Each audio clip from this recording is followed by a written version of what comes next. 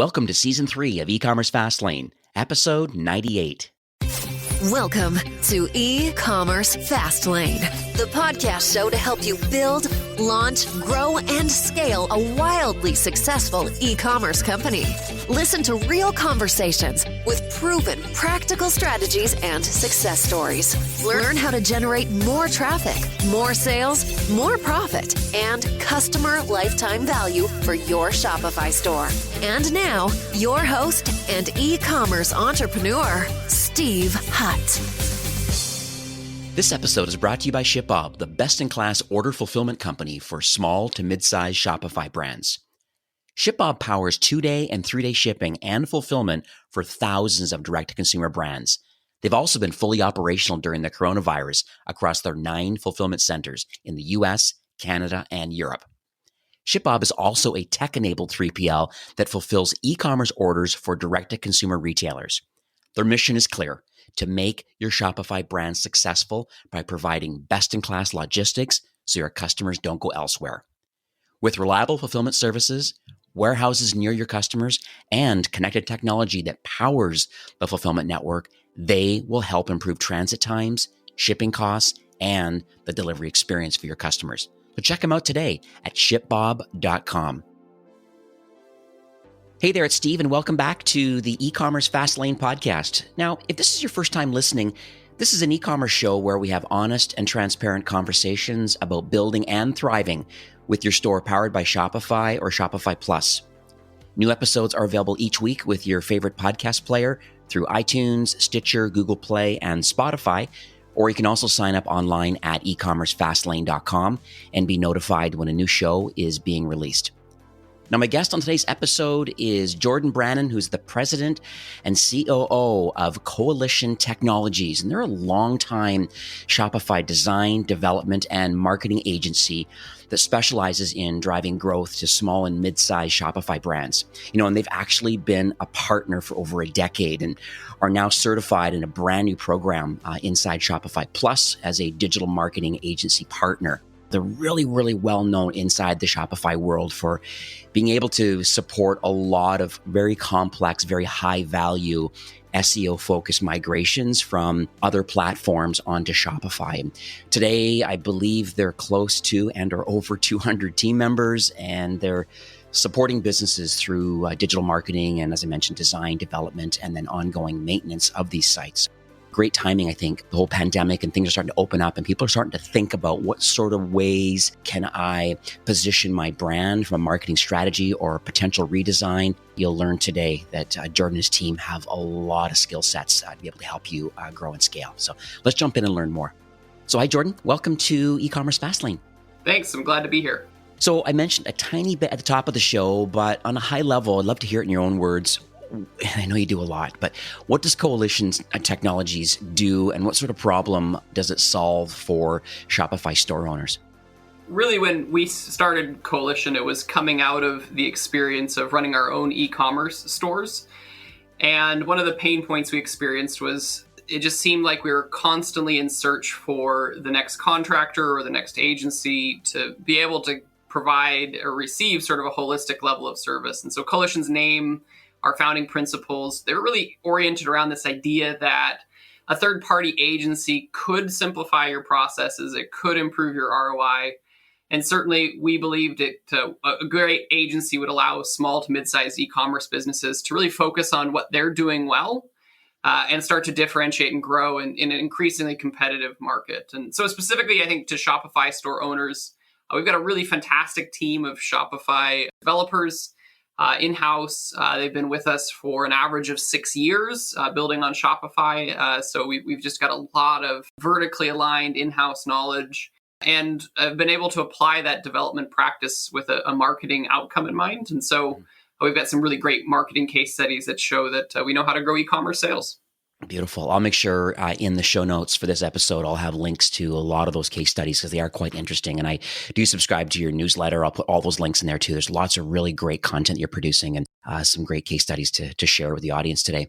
So let's dig in a little bit about your journey. I'm always fascinated why people build what they build and why they have service businesses or product businesses. And so let's talk about, what you believe uniquely positions you and the founding team, which I understand is your brother, to have, I guess, number one, to have the desire, and number two, to have the expertise to benefit Shopify merchants. Yeah, I mean, I think for my brother Joel and I, Joel's our company founder, we've really been immersed in e-commerce from high school on. Won't tell you how old I am, but that does mean we've been in e-commerce for quite a while. Yeah. Joel was a passion programmer. He got into programming and website design development as a hobby, and was building websites, in the 90s as sort of a kind of a focus area for himself.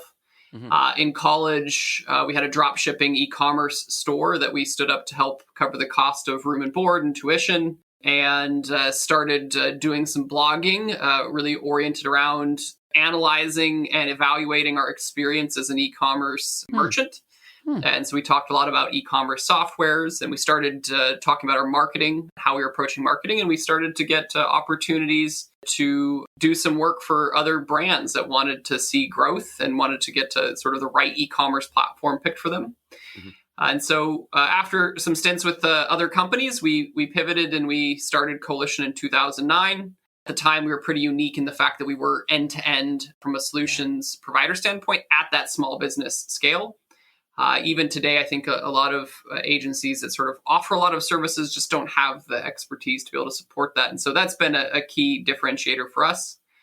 We've got some unique things to us. Our company performance metrics are all aligned to our client outcomes and performance, top to bottom. So regardless of what your role is with Coalition, your individual career development goals and compensation are actually tied to how well our clients are performing because they're working with you.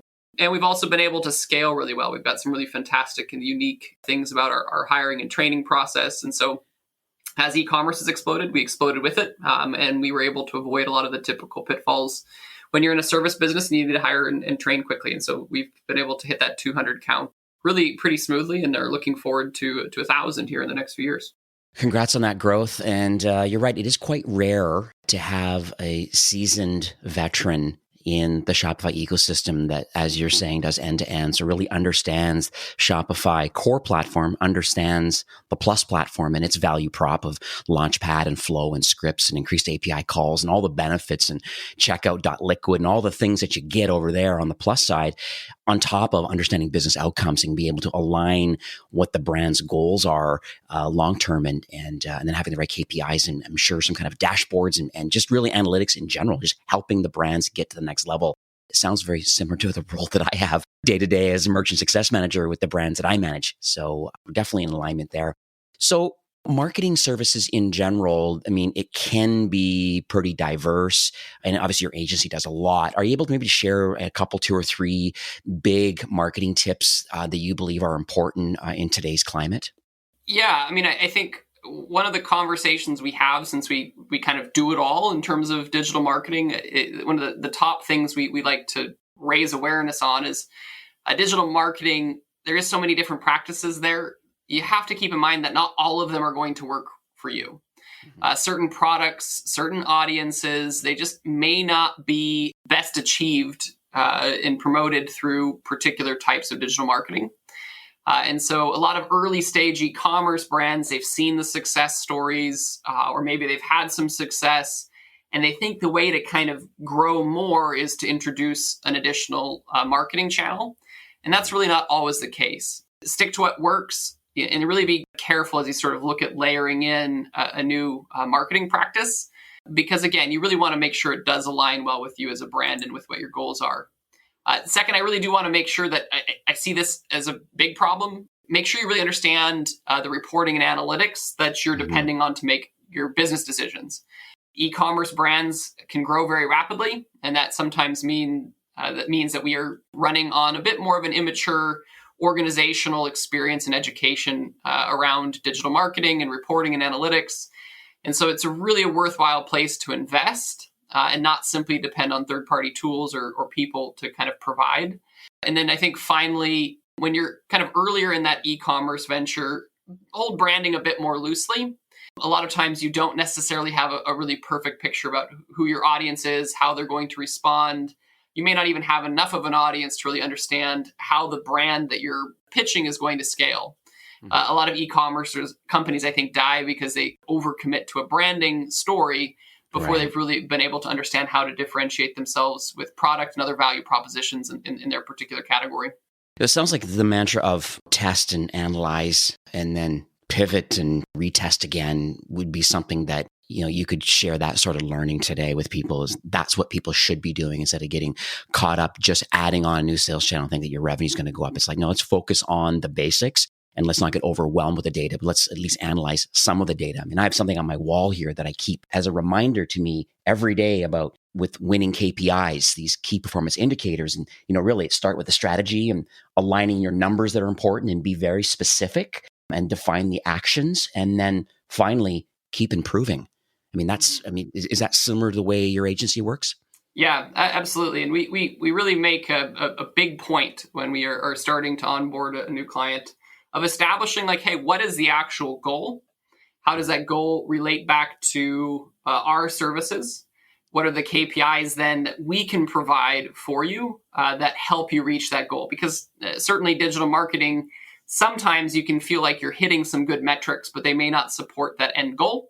And so we always want to make sure there is a really top thread from my goal as an e-commerce brand and where I want to be at the end of this year and in 5 years, and the little different increments that we go along with in the next few months and the next few years to achieve that. We really have to make sure there's a kind of a tight alignment between them. So there's quite a few strategies and tactics, obviously, in digital marketing. Are you able maybe to share generally what sort of tactics or strategies are working well today versus maybe some that can be a little bit dicier? Great question. So paid advertising, if you're a startup and you're on limited budget, can always be challenging to jump into. One challenge there is a lot of startup brands are working with such a small budget that it's really hard to get a meaningful data set that comes out of any kind of paid advertising. And that means that you're still you're putting money out there and you're not necessarily understanding why you're getting the results that you are. And so that can be a really challenging one. So I think if you are going into a paid advertising strategy as part of how you want to grow your e-commerce brand, be really clear about the type of ad campaign you're running, the goals of that campaign. Make sure that you've got sort of a really narrowly focused test objective. And that way, even if you don't get the perfect ROAS, return on ad spend from your first get-go, you at least have learned something about what you're doing. And that can inform future work. And that actually is a pretty valuable outcome. SEO is almost always a good investment. Yeah. If your product is really sort of something that has a generic description to it, and there's maybe a larger cross-section of your audience who are looking for a generic solution to a problem or something that they're looking for. If you're sort of inventing a category or you're sort of redefining a category and you're trying to come up with a new way of approaching a kind of an existing product, SEO may not necessarily be where you want to invest a continuous budget early. And so that's sort of something contextually to have. And then I think also we see a lot of brands right now coming in and really putting a lot of budget into their message-based marketing without having the audience. And so if you're going to do message-based marketing, make sure you have a really solid plan and budget to develop the top of funnel so you can start to get people into an email and SMS communication cycle where you can actually begin to generate some transactions as an outcome of that.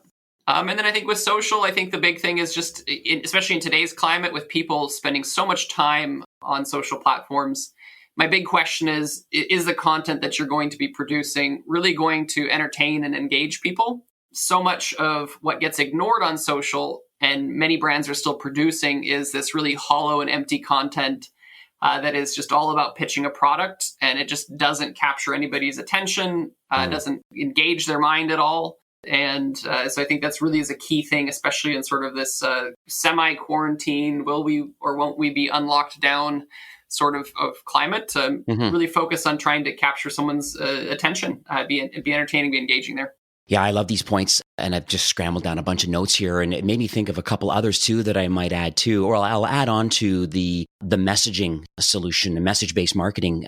For example, I think there's one solution, Octane AI is one of them, but there's a few others out there in this space, and they do a really great job. And one thing that they've been talking lately about using Facebook Messenger as a way of interacting and building that top of funnel awareness is they have a new product. It's been out for 6 months or so called Click to Messenger Ad. And apparently what's great about it is you still get that one-on-one relationship with the prospect, and really it really allows you, you pay a small fee for that original opt-in, and then you have an opportunity to continue this dialogue because it's a Facebook Messenger opt-in. And so it's much cheaper than maybe just doing regular Facebook ads for top of funnel campaigns. So this is one thing that you might want to think about. I will put that definitely in the show notes because it's a great idea. It's called the Click to Messenger ad product. And then another idea that I'm sure that you guys execute a lot on too, internally or through partner solutions, is through influencer marketing. If you have some customers, so you have a little bit of product market fit, there are some really great tools. Some are free, some are very affordable, like Caro or Woolly.com or even Grin. There's really great tools that will allow you to look at your customers.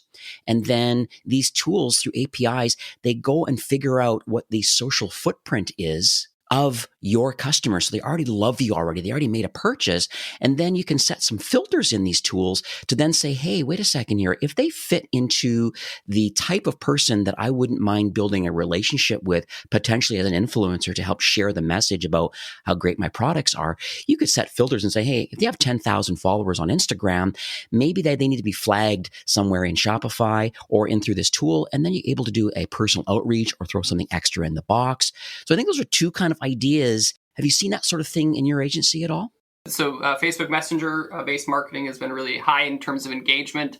Yeah. Anything that people are going to feel like communicates value from you to them as an e-commerce brand to your customer or prospective customer is a huge way to drive not only marketing outcomes, but also to really look at increasing transaction opportunities.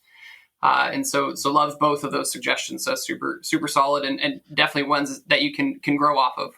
And you did mention a little bit earlier about, you're pushing back a bit about the branding side of it, I guess more for these early stage brands. There really are a lot of great books and there's a lot of blogs out there that really tell entrepreneurs that, branding is everything. And actually, I've even read a book recently from Donald Miller, Building a Story Brand. And so why do you kind of go against that kind of popular advice? I think what I'm really arguing against is the mindset that a lot of people have about what branding is. If you can't really describe who your company is in a way that differentiates it from everybody else in the market meaningfully, then you don't have a brand. And I think a lot of times what we see coming in from startups is what we are bringing to the market as a brand is really about things that I think, frankly, are meaningless in terms of sort of, really creating some definition. So color schemes and font and particular styling treatments for photography. Very rarely are those types of things branding. And a lot of e-commerce companies and startups and founders that we work with, when we ask them about what their brand is, they really ultimately kind of tie it back to sort of these things that are really semi-arbitrary. And so we like to try and get them to step back and sort of unfreeze from sort of this stylistic focus on branding and really think about how you can make your product, your marketing, the experience of your company unique within your vertical. Once you sort of start to identify what that is, you can start to build elements that support that story. And then you also have to always hold that, I think, loosely, because as soon as a competitor starts to see you get some momentum with that branding in sort of the way that I've defined it, they're going to copy you, right? There's going to be 50 different lookalikes that show up to sort of replicate what you're doing. And so you really have to be ready to evolve. And for companies that hold their branding too tightly, it becomes a really difficult thing to succeed on. And so we kind of, again, push back on that a little bit, probably more than what you'll hear others doing. Yeah, and I've read a few things lately because these sort of questions of branding guidelines and just branding guides in general and logo creation and things like that. You're right. You almost turn into a pixel pusher, so to speak, and you almost get really caught up in things that really are not going to make any difference at all. Like, what's your brand promise, or what's your mission statement, or understanding potential personas of your target audience. In your early stage, you don't know who your personas are because you're not selling very much. You don't have meaningful data yet, but you learn that sort of thing as you go, and your tone of voice. And you can get into a lot of crazy things, like you said, like color palettes and typography. Like, there's so many things. On the flip side, it's like, if you have great product and are able to differentiate yourself, and you're okay to continue to iterate on that, because you're right, people are going to copy you 100%. I've noticed it even with my own podcast. I've seen people now that are stealing, I'll say it bluntly, the format and a lot of things about this show. But at the end of the day, though, I think there's merit a little bit in when someone is plagiarizing you, because they could steal from anybody. They choose to steal from you. And as odd as that sounds, that just proves to them that they believe that you're a thought leader in the space, or a leader in that space. Some things you just can't deal with that as much anymore. Yeah, there's the imitation is the sincerest form of flattery argument out there. I think the key is you still have to be able to do something and offer something that others can't. Right. I think if you look at sort of what really ties back a lot of the big e-commerce success stories to their branding, and a lot of times it's almost a value proposition more than it is about those persona stories and the like I said, the pixel chasers. And those sorts of things are harder to replicate and harder to rip off. Color scheme, photography styling, font selection, almost all of that's just plainly available in terms of your HTML and CSS. And so it's not hard to copy. And so really we want to be focused on things that provide sort of a meaningful differentiation in your vertical. Perfect. So let's talk about SEO. It's on everybody's mind. It has the highest ROI, I believe, probably on any tactic if done right, with the right brand. And so let's talk about, and it's a major service line for you too. So are you able to share more about how you believe people should execute an SEO? Like, when is it right? When is it not right to start down that journey? Yeah, I mean, SEO is one of those huge promise, huge opportunity types of marketing. It's getting bigger because one of the things that we're finding is people are increasingly relying on search tools to navigate almost exclusively. People are kind of moving into maybe a post-menu world in a lot of ways. And so either explicit text search or image search, or search by audio input with a home speaker, or using filters inside of an e-commerce catalog. All of these things tie back to search engines in some way, shape, or form. And so it'll be here for a long time. It is a high ROI opportunity if done right and done in the right categories. I think all brands in e-commerce really need to be mindful of the fact that search engines provide a new audience opportunity, but they also play a big role in how your company is perceived in the market. And so regardless of whether or not SEO is sort of the big investment for you to develop a new audience, you do need to be aware that a search engine like Google is going to have a lot to say about you. And so thinking about doing what we call reputation management to help ensure that your brand and the search results that are attached to your brand are desirable is something you should have in mind very early as a startup or as a growing e-commerce brand. I think also all e-commerce brands can think about how to describe their product or their service generically. If someone doesn't know who I am, or they forgot my company name or my product name, how would they describe what we do to a friend or to a family member or someone they want to refer to us? And so being able to provide a solid generic keyword focus to the different content you're creating can happen very naturally. It doesn't require a big SEO budget and commitment, but it does provide a lot of long-term benefit when you start to think in that particular context. And then I think, frankly, there really is no excuse not to be savvy about what the basics of on-site SEO or technical SEO are. If you can't address those needs directly, you should at least be aware of them. And there are agencies like ours that are certainly available to help either on a one-time basis or an ongoing basis as it's appropriate, can really kind of make sure those things are done correctly.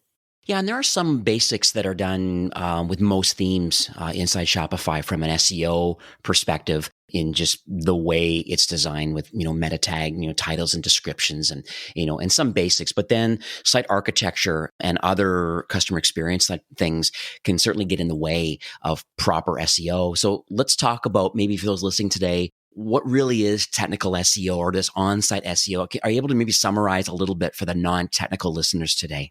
Yeah.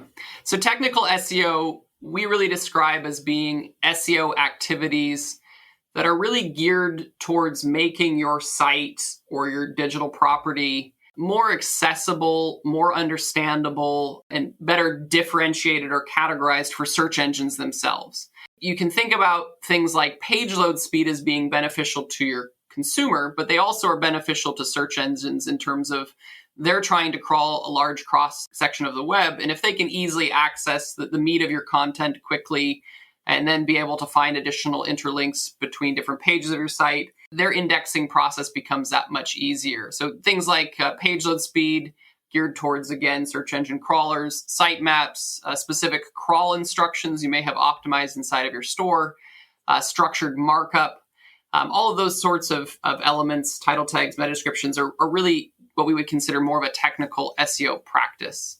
On-site SEO is really more the things that not only can encompass some of the technical SEO items, they can be overlapping, is a way of saying it, but it also covers things like your content marketing strategy, the UX and UI of your website and how people are navigating between pages, or the specific content that you're featuring inside of a particular page. All of those things that are really consumed by your audience through your site, and a search engine is going to try and kind of compare to what they think a best practice is. That's where we start to think about on-site SEO coming into play. And this can cover things like, whether you have a video content or reviews or a longer form description on a product page. All of these sorts of things fall into that on-site SEO category. And so do you think that all Shopify entrepreneurs, should they be doing something in the technical or on-site SEO market, like right out of the box? Absolutely. I mean, there's really no reason not to. Technical and on-site SEO, like you touched on, are typically something that is resourced very easily through Shopify. There's a lot of tools that are built in. There's a lot of great tutorial content. Most Shopify themes are really set up for some basics in these particular areas. And so I really do think that any sort of e-commerce entrepreneur brand should have in mind technical and on-site SEO. They also are often really in some ways kind of incorporated into the things that you're doing for other marketing and sales strategies. And so it really is one of those things that if you educate yourself and have in mind that technical and on-site SEO best practice while you're just doing basic catalog population, basic product merchandising, a lot of that is going to have the opportunity to benefit your SEO as a result. Again, it may not be your main focus for your marketing investment in an ongoing fashion, SEO that is, but certainly when you've set them up well, you've maintained them, and you have a good practice and behavior there, typically there's not a lot of downside to that effort. Yeah, I appreciate that, because that's what I do typically when I, onboard a new brand. One of the first things I do is do a technical SEO audit with that particular brand. That an agency partner could have built it, or they built it in house, and you'd be surprised at the amount of errors and things that are easy. I call them low hanging fruit, very simple things to fix. These, 404 errors where they just go to some page in infinity, or little things like titles and meta tag descriptions are too long, and they just don't look good in search. And there's a lot of basic technical things that can be organized with a few different tools that are available through Shopify apps or through some tools that you can buy. You kind of run that through. I do that as a value add, just as onboarding. And that's kind of a one-off. Let's get that part out of the way. And I also like what you said too, is that once the team is educated about best practices from an SEO technical perspective, then all of your content production and anything moving forward, you're always thinking about the customer experience, but you're also thinking from Google's perspective also about how do I make sure that pages are aligned together, linkable from within the site, and then using the right keywords that resonate with the person that's on the page, but then also for Google's perspective also. Absolutely. I mean, I think in a lot of this, it just is about informing your team or whomever is helping you with that work. Maybe it's just you putting some details and some little processes down for the people that you're working with. It just creates this really good sort of current that is in favor of successful SEO outcomes. And it really gives you an advantage because, like you said, it's always shocking to me how many brands with very successful e-commerce outcomes can have overlooked basic SEO or lost sight of it for a period of time. And so it's really, really a competitive advantage to you if you make that part of your discipline. And I'm going to add one more thing to the mix because it happened recently was I guarantee you people listening today don't log in consistently enough or ever into Google's Search Console. Definitely. Yeah. And there's huge tool. This is Google's way of telling you why it doesn't think you should rank or why it thinks you should rank. And so being active and engaged in Search Console is a huge opportunity. Not to mention, it keeps about 3 months worth of query data. It takes a look at, these are the keywords that people are actually using to find you. So that's a good starting point that maybe I need to enhance the content on these pages that Google has given me a lot of credit for. So I think that's quite helpful. And also it's nice to see if there's certain pages that aren't being crawled correctly. Usually it's mobile first strategy now for Google's crawler. Used to be desktop, but I think as of the last couple of years, it's flipped over to a mobile crawler. And so, 80% of traffic is more mobile now anyway, so it kind of makes sense. But it's good to go in there. So if you've not done it, if you have a Google Analytics account, there's ways authorizing your store, validating your store, and getting into Google Search Console and having a look to see what's in there and make sure your sitemap, seeing pages that aren't being crawled incorrectly. And it can really help you tweak a few things. And you're able to export this data out. Since it only keeps it for 3 months, you can export it out for other analysis and moving forward.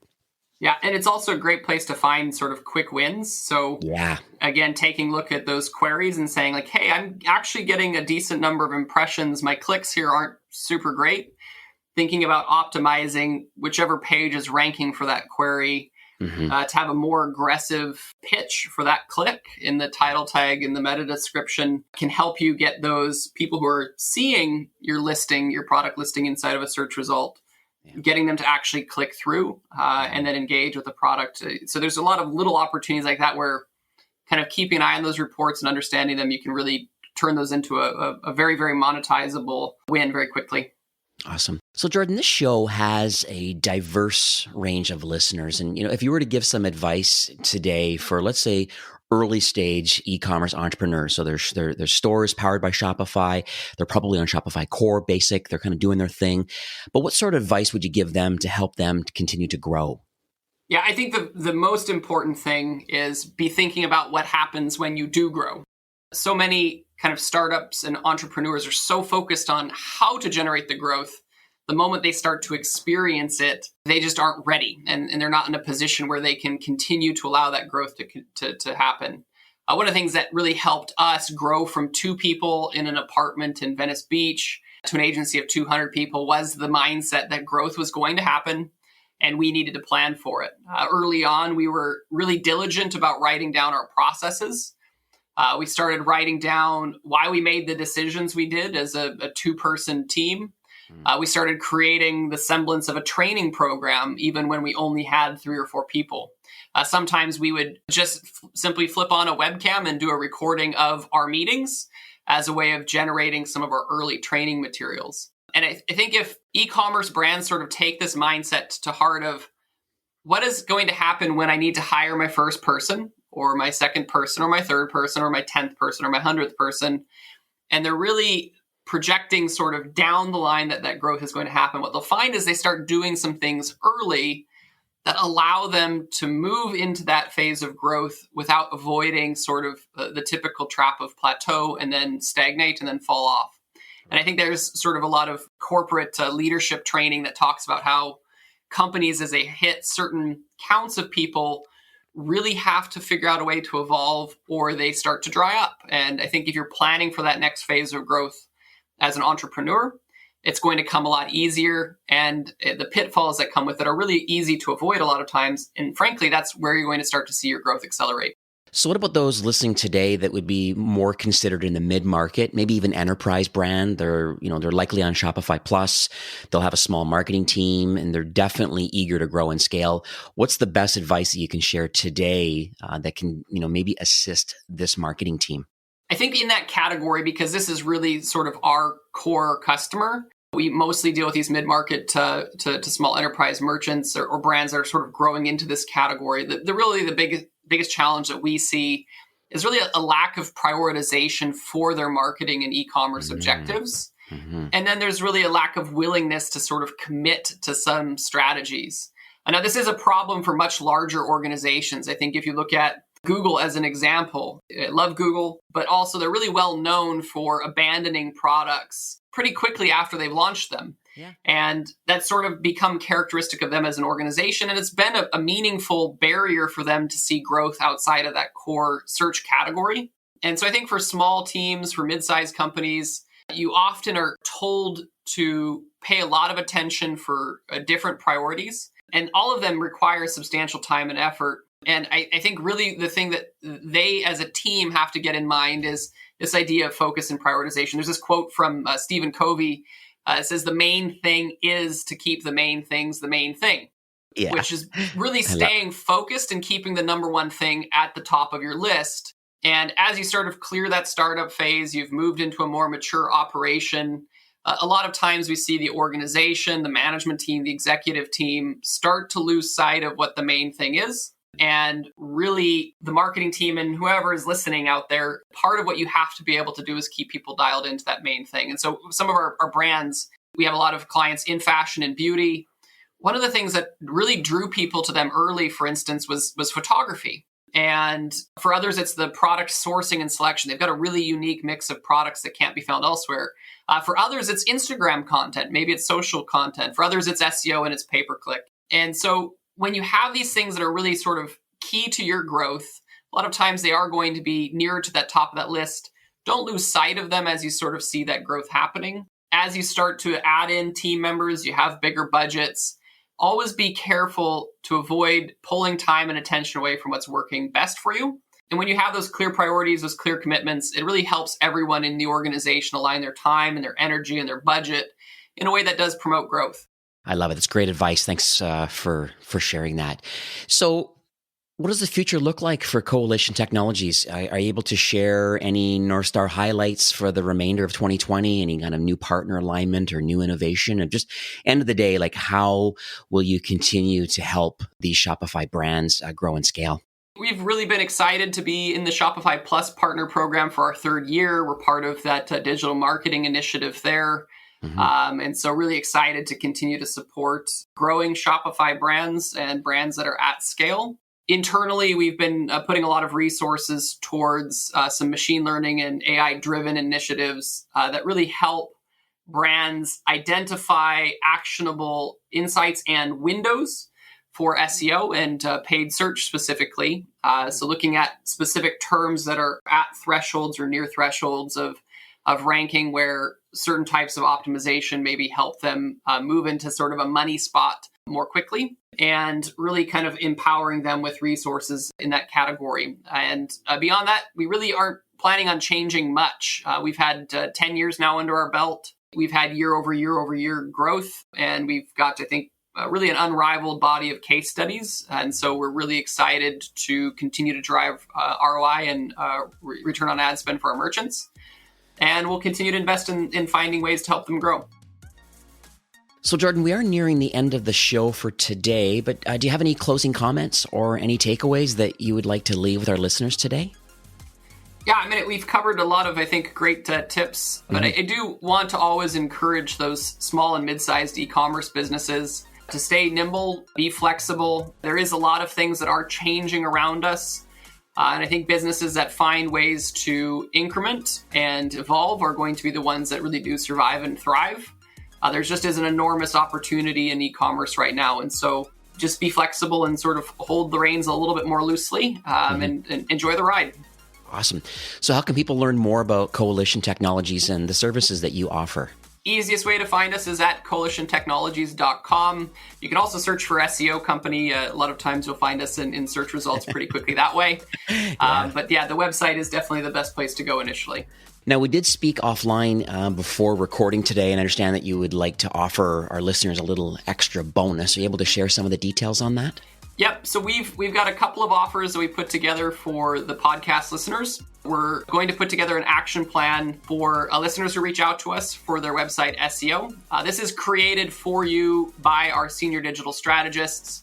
So this is not sort of here's a block of paper that you don't know what to do with. This is really something where we're going to help you say this is top priority all the way down to low priority and why.